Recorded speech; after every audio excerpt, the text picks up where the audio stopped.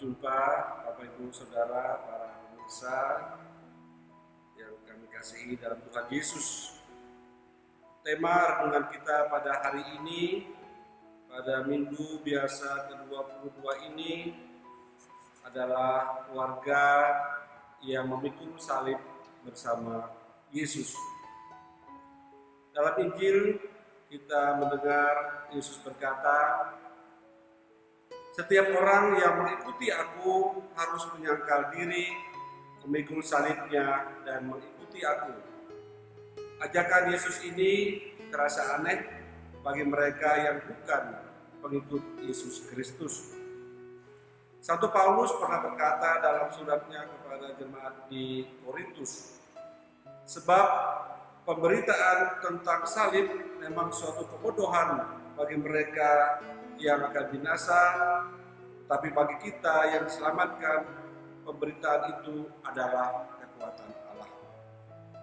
Sesungguhnya, bagi kita orang Kristen, yaitu semua pengikut Kristus, ajakan Yesus ini merupakan prasyarat utama untuk disebut Kristen, yaitu semua pengikut Kristus.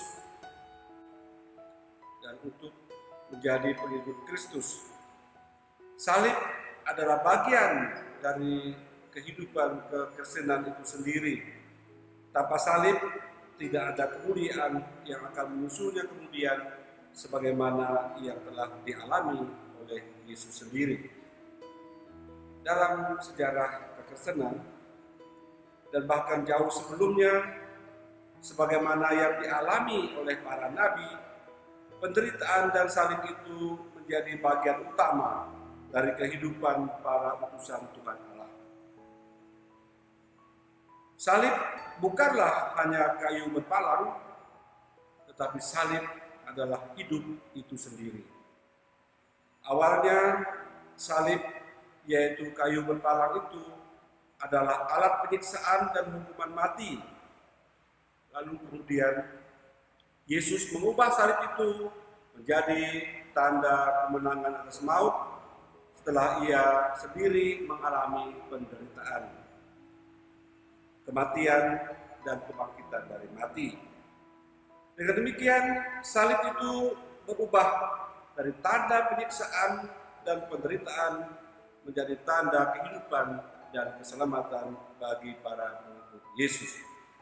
Saudara-saudari, jauh sebelum Yesus, dalam Perjanjian Lama diceritakan berbagai karya dan tindakan para nabi utusan Allah untuk menyampaikan kehendak Tuhan bagi manusia. Walaupun terasa berat, mereka tetap harus menyampaikan kehendak Allah kepada sesama manusia. Para nabi itu memikul salib mereka sendiri-sendiri karena mereka harus mengalami penolakan dari orang terdekat dan orang sebangsanya. Di antara para nabi itu ada pula yang disiksa dan kemudian dibunuh. Namun firman Tuhan tidak dapat dibatalkan. Salah satu contoh dalam bacaan minggu ini adalah Nabi Yeremia. Nabi Yeremia mengakui dan berkata, "Sebab firman Tuhan telah menjadi celah dan cemooh bagiku sepanjang hari. Tetapi apabila aku berpikir, aku tidak mau mengingat Tuhan dan tidak mau mengucapkan firman lagi demi namanya, maka dalam hatiku ada sesuatu yang seperti api yang menyala-nyala, terkurung dalam tulang-tulangku. Aku berlelah-lelah, tetapi aku tidak sanggup." Ternyata saudara, Tuhan sendiri yang mendorong Nabi Yeremia untuk terus mewartakan firman-Nya, sambil ia sendiri harus memikul salib, penderitaan, dan penolakan. Demikianlah yang dialami oleh para nabi lainnya sampai kepada Yesus sendiri. Salib setiap orang itulah yang harus dipikul oleh setiap pengikut Kristus. Saudara-saudari, para pemirsa yang dikasihi Tuhan Yesus, setiap orang hidup dalam keluarga. Dan setiap keluarga merupakan sel terkecil dalam masyarakat. Dan setiap keluarga Katolik juga menjadi bagian dari masyarakat tersebut.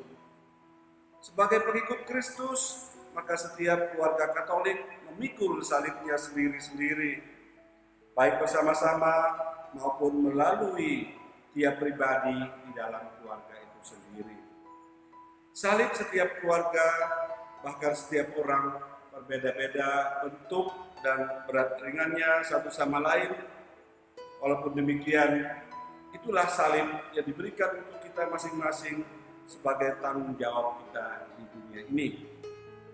Bagi keluarga yang kaya dan berada, keluarga yang sedang-sedang saja, atau keluarga miskin dan kurang beruntung, salib itu tidak lebih berat atau lebih ringan. Hal itu tergantung dari penghayatan keluarga itu masing-masing.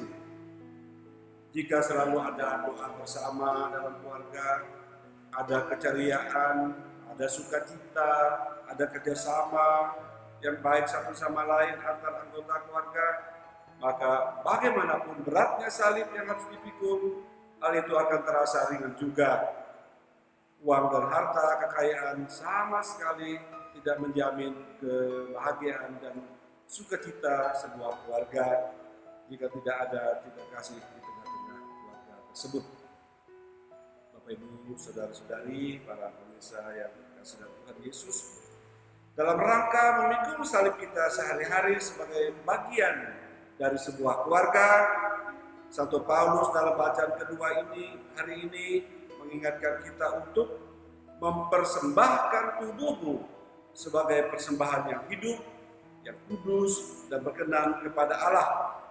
Itulah ibadahmu yang sejati. Sebagai keluarga Katolik, marilah kita beribadah kepada Allah dengan benar. Kita membawa tubuh kita untuk berdoa bersama. Itulah persembahan tubuh yang benar dan berkenan kepada Allah. Kita membawa tubuh kita untuk berderma dan beramal. Itulah persembahan tubuh yang benar dan berkenan kepada Allah. Dengan menolong sesama dan keluarga lain yang berkekurangan, itulah persembahan tubuh yang benar dan berkenan kepada Allah.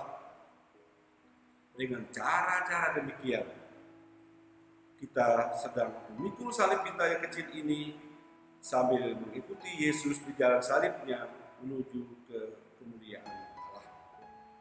Sebagaimana yang dialami oleh Nabi Yeremia dalam bacaan hari ini, kita pun dimampukan oleh Allah untuk memikul salib keluarga kita masing-masing. Saudara-saudari, mari kita akhiri renungan ini dengan doa permohonan kepada Tuhan Yesus.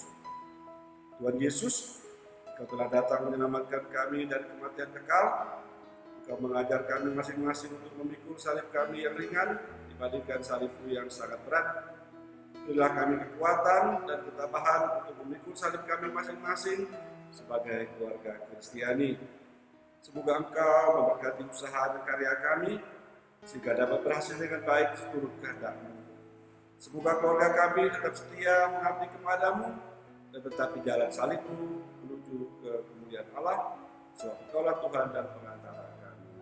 Amin. Tuhan memberkati.